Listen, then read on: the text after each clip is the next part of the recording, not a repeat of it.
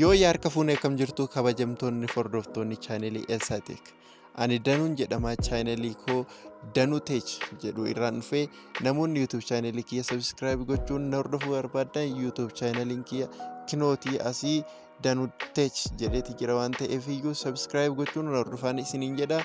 Guyyaa irraa kana haala akkamiitiin appilikeeshinii ajaa'ibaa tokko buufanneetu appilikeeshinii kana immoo itti gargaaramnee saffisa intarneetii olaanaa qabutti gargaaramuu dandeenya kan jedhudha. Namoonni intarneetis ta'ee Wi-Fi fayyadamtan hundumaa appilikeeshiniin kun isin gargaara waan ta'eef eenyumtuu appii kana buufachuu qaba jedheeti yaada.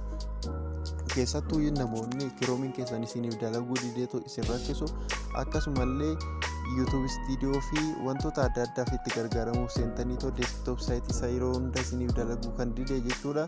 Appii kana buufattan desktop site illee hin qaba waan hedduudhaaf isin gargaara jechuudha. Kanaafiyyuu namni hundumtuu appii kana buufachuu qaba. Namni viidiyoo kana ilaalatii jiru kamuu jechuudha. Appii kana immoo description box jalaa buufachuu hin dandeessu.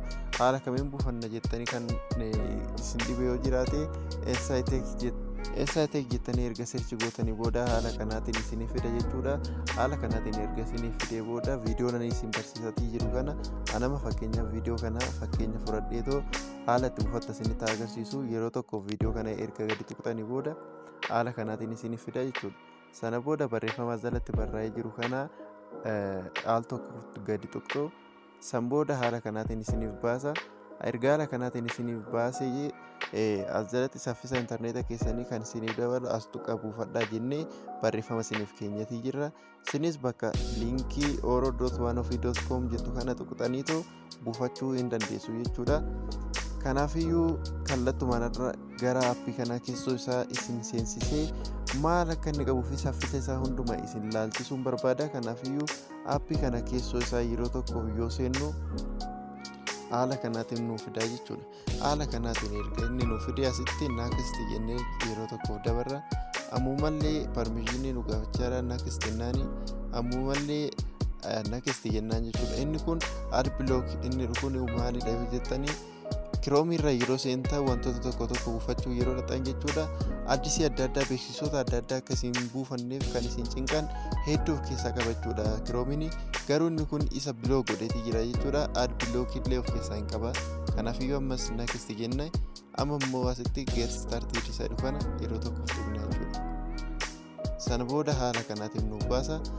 Haala kanaatiin erga inni nuuf fidee yoo barbaanne Google, yoo barbaanne Facebook, Twitter, YouTube, Instagram yaa hundumaa Wikipedia illee dabalatee hin qaba jechuudha. Fuunsaatiin isin immoo bakka kanarratti search gootanii waan barbaaddan fayyadamuu hin dandeessu. Anamma YouTube seenee isinitti yoon agarsiise saffisa isaa agartanii toletan yaada. Yeroo tokko tuquun fi fiduun isaa tokkuma ta'a jechuudha.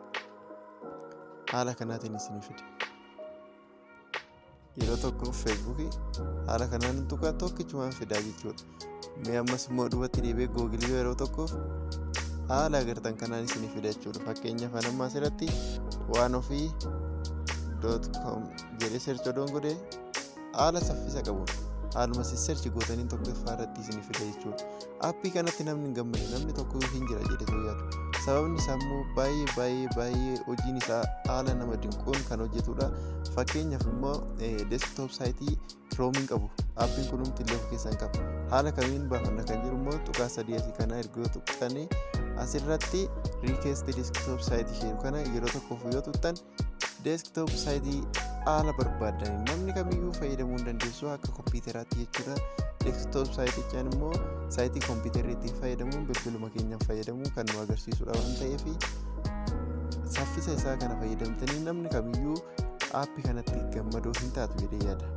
Buufadhaa itti fayyadama waan haga xumuraatti na hordoftaniif galatoomaa isiniin jedha.